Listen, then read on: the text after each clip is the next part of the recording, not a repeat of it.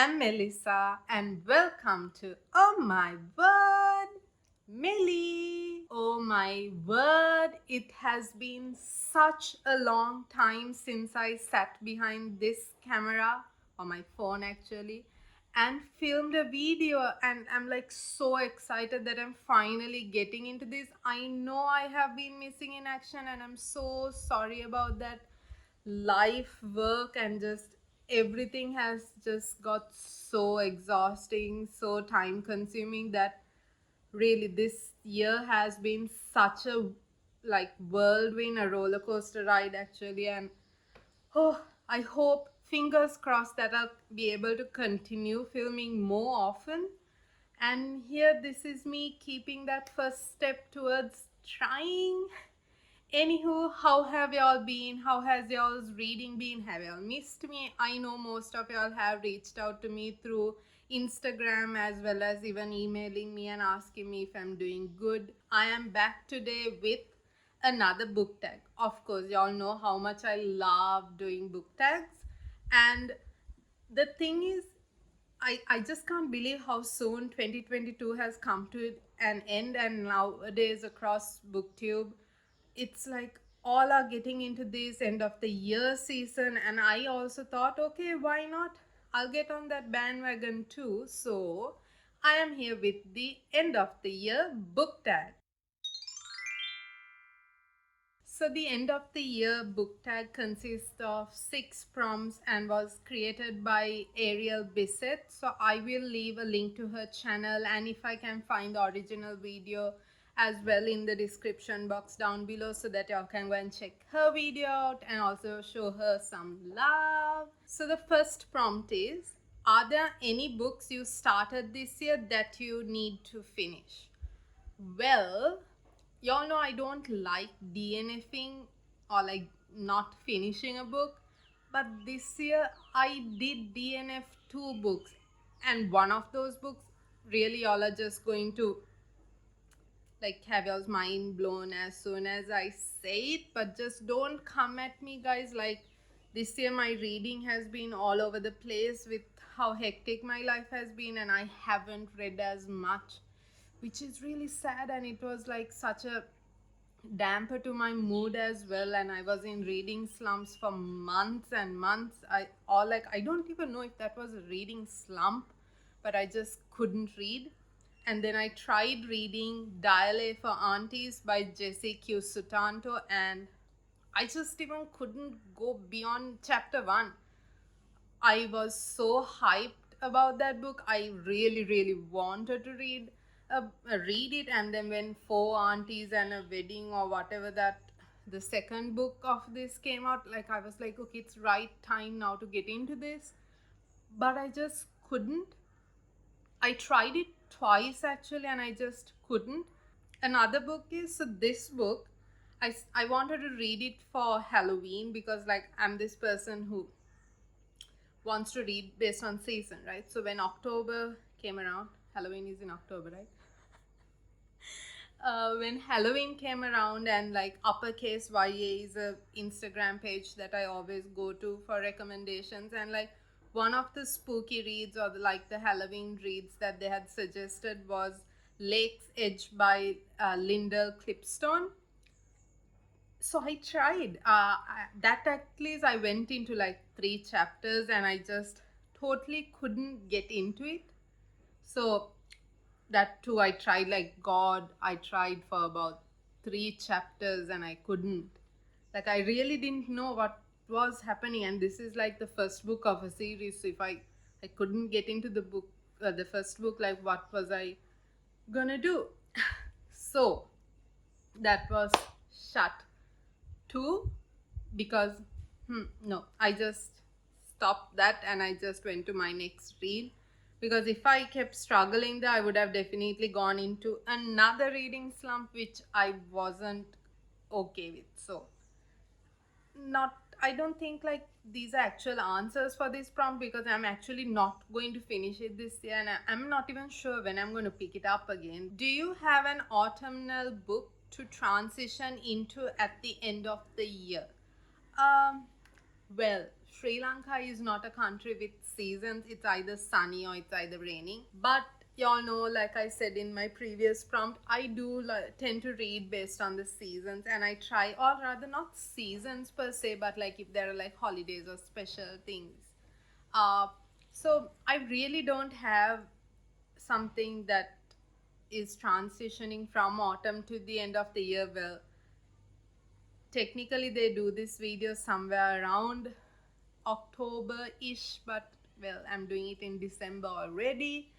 So I have already transitioned to reading holiday novels because it's Christmas, it's the season, and like I'm just winding down with my reads, and I don't particularly have anything autumnal. Maybe we'll see next year, but nothing at the moment. Is there a new release you're still waiting for? This year, really, I have not been on track with all the releases, but I had some books that I kept an eye on, and most of and they have been released, and I did read one of them, like The Ballad of Never After by Stephanie Garber. That was something I was like excited to read, and I loved it. I can't wait for book 3.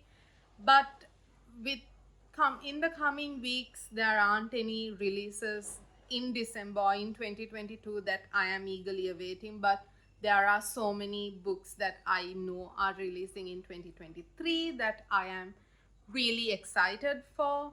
I think I'll do a video on the books I'm excited for, or like excited to be released in 2023 in the coming weeks, hopefully. I'll just change my answer for this question to be like books that were released in 2022 that I was eagerly waiting for, that I really want to read.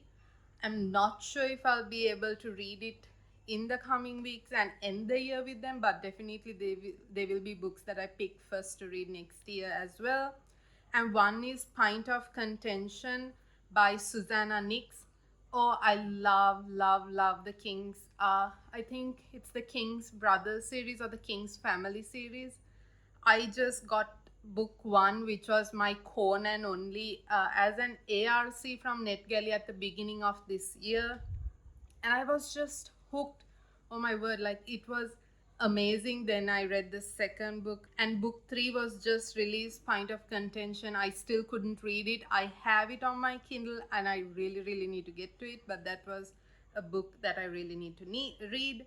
And then Tessa Bailey's My Killer Vacation. I have heard mixed opinions on this book, but I love Tessa Bailey. Like, I really want to read My Killer Vacation. We'll see, because in December I tend to read more Christmassy, wintry books, so I don't think I'll pick these two up now. What are 3 books you want to read before the end of the year?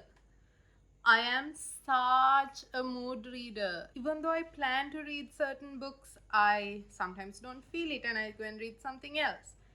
And as I'm reading some Christmassy books, I hope to read these. Lindsay Kelk's newest release, The Christmas Wish, which was just released in November, and y'all know how much I love Lindsay Kelk's books as well. So this is something I will definitely read this year. And if time permits, I would also like to read Chelsea Curto's Booked for the Holidays. I have heard so much. It has been flashing across Instagram all these days for Christmassy or holiday reads. And then The Geek Who Saved Christmas by Annabeth Albert. Oh my word, I love that cover. And even the synopsis was like amazing. If y'all have read these books, do let me know if I would love it or not. Like, no spoilers please, but like I am so excited to be able to read these, or like to start these. So those are like 3-ish books that I want to finish by this year, hopefully. So the 5th prompt: is there a book you think could still shock you and become your favorite book of the year? This year I haven't read much, so my goal for this year was 48 books, and I am currently reading the 48th book, and I did have a lot of books that I really loved.